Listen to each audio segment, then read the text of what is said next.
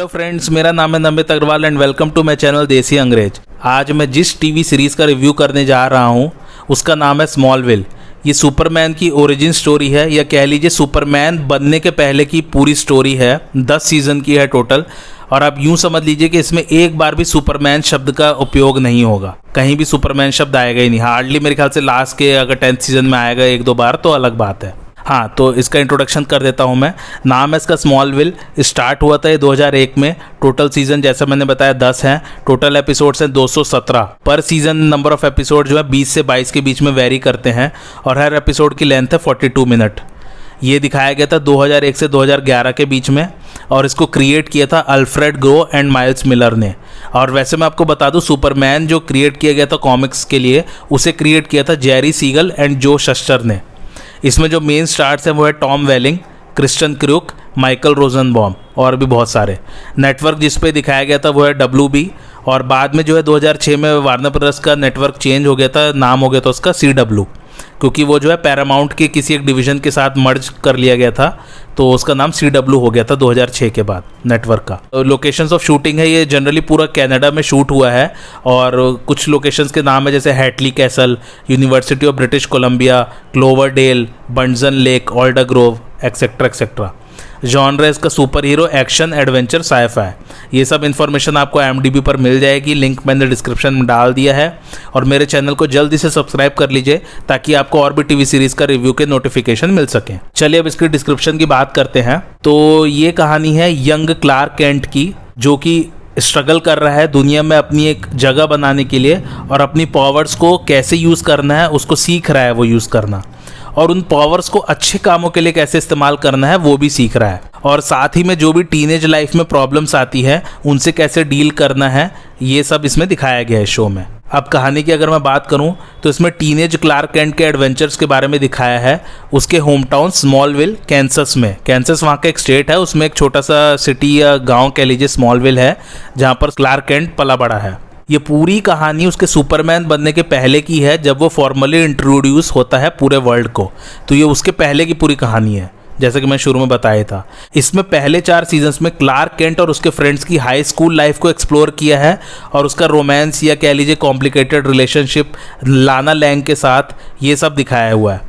5th season के बाद Clark Kent के अर्ली एडल्ट ईयर्स और उसके करियर पर, जो कि डेली प्लैनेट पे शुरू होता है और जहां लोइस लेन उसकी कलीग है, उस पर फोकस किया गया है। और इसमें जैसे जैसे सीजन्स आगे बढ़ते जाएंगे DC कॉमिक्स के और भी सुपर हीरोज और विलेंस इंट्रोड्यूस होते जाएंगे। अब इसके प्रोडक्शन के बारे में कुछ बात करते हैं हम लोग। इस सीरीज़ के पहले ब्रूस वेन की कहानी दिखाने की बात चल रही थी और वो फाइनली कैसे बैटमैन बना, बट उस सीरीज़ में प्रोड्यूसर्स को उतना इंटरेस्ट आया नहीं और फिर सुपरमैन की ओरिजिन स्टोरी का आइडिया प्रपोज किया गया और उसके बाद स्मॉलविल बनाया गया। सीरीज़ के क्रिएटर ने पहले ही दिन से एक रूल बना दिया था, नो टाइट्स नो फ्लाइट्स। इसका मतलब पूरी सीरीज़ में सुपरमैन ना ही अपनी कॉस्ट्यूम पहनता है और ना ही उड़ता है। अरे इतना उदास होने की ज़रूरत नहीं है। आप सीरीज़ देखेंगे तो आपको लगेगा कि ये रूल बिल्कुल सही है, क्योंकि बिना फ्लाइट और कॉस्ट्यूम के भी क्लार्क केंट बहुत कुछ कर सकता है। And that's what the series is about, और आपको देख के अच्छा ही लगेगा। 7 सीजन्स के बाद Alfred Gough and Miles Millar Smallville छोड़ के चले गए विदाउट एनी एक्सप्लेनेशन, जो इनके क्रिएटर थे। स्मॉलविल को बहुत ही पॉजिटिव रिव्यूज़ मिले थे फर्स्ट सीजन से ही। उसका फर्स्ट एपिसोड को 8.4 मिलियन व्यूअर्स ने देखा था और पूरी सीरीज़ के एवरेज व्यूअर्स थे 4.34 मिलियन। और इसमें सेकेंड सीजन बेस्ट रेटेड है और इसके 6.3 मिलियन एवरेज व्यूअर्स थे। इसमें ऑलमोस्ट हर एपिसोड में नए विलेंस आते हैं और क्लार्क केंट उनसे जूझता है और अपनी पावर्स को धीरे धीरे समझने लगता है। अब थोड़ा सा मैं और बता देता हूँ सीरीज़ के बारे में, कॉमिक्स के बारे में, और भी बहुत सारी छोटी छोटी चीज़ें हैं जो आप लोग को इंटरेस्टिंग लगेगी। इसके creator Alfred Gough and Miles Miller को कॉमिक्स ज़्यादा पसंद नहीं थी और ना ही उन्होंने सुपरमैन की कॉमिक्स पढ़ी थी, तो उनका मानना था कि उनकी अप्रोच सीरीज़ की तरफ अनबायस्ड रहेगी। इसका मतलब यह है कि उन लोगों को कोई भी ओपिनियन नहीं है कि सुपरमैन के बारे में पहले से ही। नहीं तो अगर जनरली किसी भी राइटर या प्रोड्यूसर को बोला जाए कि सुपरमैन की ओरिजिन स्टोरी लिखनी है तो उनके माइंड में यही आता है कि it should be made larger than life series और somewhat grand series. But Alfred Gough और माइल्स मिलर ऐसा कुछ नहीं दिखाना चाहते थे। वो बिल्कुल बेयर एसेंशियल पावर्स के साथ क्लार्क केंट को दिखाना चाहते थे और फिर किस तरह उसकी जर्नी रही टुवर्ड्स बिकमिंग सुपरमैन। फिर उन्होंने काफ़ी रिसर्च की कैरेक्टर्स के बारे में, कॉमिक्स के बारे में, और एक आइडिया पिच किया 2 नेटवर्क्स को, Warner Brothers and Fox network. और फिर दोनों नेटवर्क्स के बीच में बिडिंग वार हुई और उसमें वार्नर ब्रदर्स जीत गया and then rest is history. और हाँ, इसमें लेक्स लूथर की भी ओरिजिन स्टोरी साथ साथ चलती रहती हैं। शुरू में दोनों क्लार्क केंट और लेक्स लूथर को अच्छे फ्रेंड्स दिखाए हैं, फिर धीरे धीरे दोनों के फ्रेंडशिप में ऐसा क्या होता है जिससे वो एक दूसरे के आर्च एनिमी बन जाते हैं, उसके लिए आपको सीरीज देखनी पड़ेगी। और इनिशियली जो है लेक्स लूथर को एक बहुत ही अच्छा इंसान और बहुत ही सोशल पर्सन दिखाया है, बट उसके फादर मतलब उसके जीवन में क्या क्या करते हैं, अरे बस बहुत ज़्यादा बता दिया मैंने आप लोगों को। सीरीज देखिए और जानिए लेक्स लूथर ऐसा क्यों बना। अब और सुनिए, 2010 में गो एंड मिलर यानी कि क्रिएटर्स ने वार्नर ब्रदर्स और CW के अगेंस्ट लॉसूट फाइल किया था। उससे पहले ना मैं आप लोगों को एक टर्म समझा देता हूँ, vertical integration and horizontal integration. तो वर्टिकल इंटीग्रेशन में कंपनी की सप्लाई चेन कंपनी ही ओन करती है, तो इसमें सप्लाई चेन का हर मेंबर अलग अलग प्रोडक्ट्स बनाते हैं और फिर वो लास्ट में कंबाइन होकर एक फाइनल प्रोडक्ट बनाते हैं। ये तो हो गया वर्टिकल इंटीग्रेशन। हॉरिजॉन्टल इंटीग्रेशन में कंबाइन वाला फंडा कुछ नहीं है, लेकिन उसमें भी डिफरेंट प्रोडक्ट्स बनाती है कंपनी, लेकिन सभी प्रोडक्ट्स एक दूसरे से रिलेटेड रहते हैं। अभी मैंने क्यों समझाया, क्योंकि गो और मिलर का कहना था कि due to Hollywood's vertical integration practice Gough और मिलर को मिलियंस ऑफ डॉलर्स का नुकसान हुआ है। एनीवे, उन्होंने सूट में क्लेम किया था कि वार्नर ब्रदर प्रॉफिट्स को मैक्सिमाइज करने में फेल हो गई क्योंकि उन्होंने स्मॉलविल की अच्छे से मार्केटिंग नहीं की और उन्होंने प्रोडक्शन कॉस्ट भी गलत सलत दिखाए हैं अपने अकाउंट्स में, और उन्होंने शो के राइट्स को भी फॉरेन मार्केट्स में मार्केट वैल्यू से कम में सोल्ड किया है। फिर मई 2013 में एक अनडिस्क्लोज सेटलमेंट हुआ क्रिएटर्स और WB के बीच एंड ये मामला वहीं खत्म कर दिया गया। अब आप खुद ही मतलब निकाल सकते हैं वर्टिकल इंटीग्रेशन का क्या हो सकता है। मैंने इससे जो ये समझा है कि शायद जो राइट्स वार्नर ब्रदर्स के पास थे तो उनसे जो प्रॉफिट आना था उतना प्रॉफिट नहीं आया और वो प्रॉफिट का शेयर गो और मिलर को उतना नहीं मिला जितना मिलना चाहिए था। उनके हिसाब से ज़्यादा हिट होना था और उनको और प्रॉफिट आने थे तो गो और मिलर को ज़्यादा मिलता, इसलिए उन्होंने कहा कि उनको मिलियंस ऑफ डॉलर्स का नुकसान हुआ है। मेरे हिसाब से ऐसी कुछ रहा होगा। अब मैं और बता देता हूँ, क्लोई सलिवन और विटनी फोर्डमैन के कैरेक्टर्स कॉमिक्स में नहीं थे। इन कैरेक्टर्स को स्पेसिफिकली स्मॉलविल टीवी सीरीज़ के लिए बनाया गया था, लेकिन फिर फ्यूचर की कॉमिक्स में भी क्लोई के कैरेक्टर को दिखाने लग गए थे। क्रिस्टोफर रीव, जिन्होंने ऑलरेडी 4 सुपरमैन फिल्म्स में काम किया था, उन्होंने इसके पायलट एपिसोड की स्क्रिप्ट पढ़ने के बाद इसको अप्रूवल दे दिया था और अपनी डेथ से पहले 2 बार सीरीज़ में कैमियो किया था। इसमें ग्रीन एरो, एक्वामैन, फ्लैश सभी दिखाए जाते हैं। ग्रीन एरो को तो आगे के सीजन्स में सीरीज रेगुलर भी बना दिया गया था। और जस्टिन हार्टली, जिन्होंने ग्रीन एरो का किरदार निभाया, इसमें क्या एक्टिंग की है भाई साहब उन्होंने, मतलब ऑसम, इट्स ऑसम एक्टिंग। हाँ, अब मैं उन कुछ सवालों का जवाब दे देता हूँ जो आप लोगों के मन में आ रहा है कि ये एक टीनेज ड्रामा होगा, वही romance, love life, boyfriend girlfriend का रोना धोना एंड ऑल डैट। हाँ, ये सब है इसमें, मैं मना नहीं कर रहा, लेकिन वो सब काइंड ऑफ बैकग्राउंड में चलता रहता है। जो मेन कहानी है उस पर से फोकस नहीं जाता और इतना ज़्यादा स्क्रीन टाइम भी नहीं दिया गया है टीनेज ड्रामा को इस सीरीज़ में। So guys, relax and watch it, आप बोर नहीं होंगे। अब बारी आती है मेरे रिकमेंडेशन की। मेरी तरफ से मस्ट वॉच है, खासकर फीमेल्स में ये सीरीज़ काफ़ी हिट रही है, only because of Tom Welling and how good he looks in the series. वैसे इसकी रेटिंग थोड़ी कम सी है, but do not be bothered by the rating. कम रेटिंग मोस्टली टीनेज ड्रामा की वजह से लोगों ने दी है, बट उन लोगों ने फिर शायद पूरी सीरीज़ भी नहीं देखी है। वैसे भी सीरीज़ ना थोड़ा सा 90s वाला वाइब देती है, तो आपको अपने पुराने दिन याद आ जाएंगे and you will definitely like this series.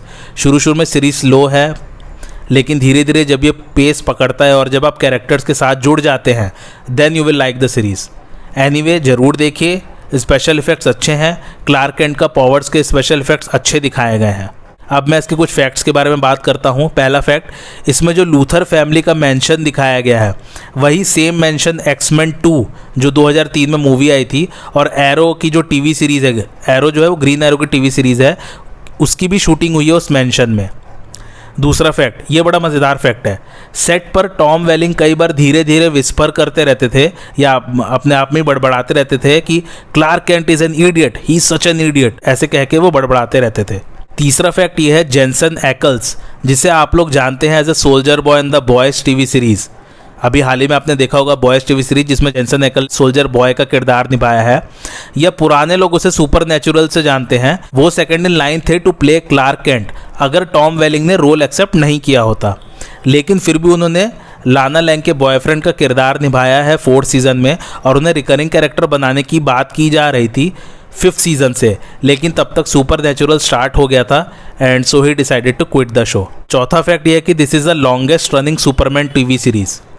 पांचवा फैक्ट ये है कि सिर्फ टॉम वेलिंग ही है जो पूरे के पूरे 217 एपिसोड्स में थे, और एलिसन मैक जिन्होंने क्लोई का कैरेक्टर निभाया है वो सभी 10 के 10 सीजन में थी। सारे एपिसोड्स में नहीं थी बट ऑल 10 सीजन्स। छठा फैक्ट ये है क्रिस्टन बेल जो कि एक बहुत विख्यात एक्टर है हॉलीवुड की, उन्होंने क्लोई के रोल के लिए ऑडिशन दिया था। सातवां फैक्ट ये है कि वेलिंग ने एक इंटरव्यू में बताया था कि वो सुपरमैन कॉमिक्स के फ़ैन नहीं है, और वेलिंग का मानना था कि उनको क्लार्क कैंट के कैरेक्टर के बारे में ज़्यादा ना पता होने के कारण ही वो क्लार्क कैंट के रोल को ज़्यादा अच्छी तरह से निभा पाए हैं, नहीं तो शायद कैरेक्टर बायस्ड हो जाता। आठवां फैक्ट ये है कि हर एपिसोड में क्लार्क कैंट इनमें से एक कॉम्बिनेशन पहनता ही था, और वो था रेड, येलो और ब्लू का कॉम्बिनेशन, जो उसे आगे जाके सुपरमैन के ड्रेस में भी रहेगा। नौवां फैक्ट ये है कि एक क्रॉसओवर एपिसोड सुपरनैचुरल और स्मॉलविल के बीच में प्रपोज किया गया था but the idea was scraped. वो आइडिया ये था कि टॉम वेलिंग को सैम और डीन विंचेस्टर जो कि सुपरनैचुरल के मेन कैरेक्टर्स हैं, इस सीरीज़ का भी वैसे मैं रिव्यू आप लोगों को आगे के एपिसोड में दूंगा। हाँ, तो आइडिया ये था कि टॉम वेलिंग को सुपरमैन कर्स से सैम और डीन विंचेस्टर बचाते हैं। अब सुपरमैन कर्स क्या है? कहते हैं कि जो सुपरमैन मूवीज़ या सीरीज़ के प्रोडक्शन में काम करते हैं या जो एक्टर सुपरमैन का रोल प्ले करते हैं उनका एक्सीडेंट हो जाता है बहुत बुरा, और कई बार वो उस एक्सीडेंट में मर भी जाते हैं। ऐसे बहुत से इंसिडेंट्स कई सुपरमैन एक्टर्स के साथ हुए हैं और प्रोडक्शन के लोगों के साथ भी हुए हैं, बट नए एक्टर जिन्होंने सुपरमैन का रोल प्ले किया है वो इस बात को नहीं मानते। 10वां फैक्ट और आखिरी फैक्ट ये है कि इसमें बहुत सारे कैरेक्टर्स के नाम एल अल्फ़ाबेट से शुरू होते हैं। अब IMDb रेटिंग की बात करूं तो वो 7.5 है और इसे रेट किया है लगभग 1,27,000 लोगों ने। मेरे रिकमेंडेशन मस्ट वॉच है। आप पहले ही इसकी रेटिंग या वो टीनेज ड्रामा सोच के मत जाइए कि ये बोर सा होगा, बेकार सा होगा। आप ज़रूर देखिए, आपको मज़ा आएगा देखने में। बहुत ही बढ़िया टीवी सीरीज़ है। और आप किस किस और टीवी सीरीज़ का रिव्यू देखना चाहते हैं वो मुझे कमेंट करके ज़रूर बताइए, और आज का रिव्यू आप लोगों को कैसा लगा वो भी मुझे कमेंट करके ज़रूर बताइए। और मेरे चैनल देसी अंग्रेज को लाइक, शेयर और सब्सक्राइब ज़रूर कीजिए। Thanks for watching.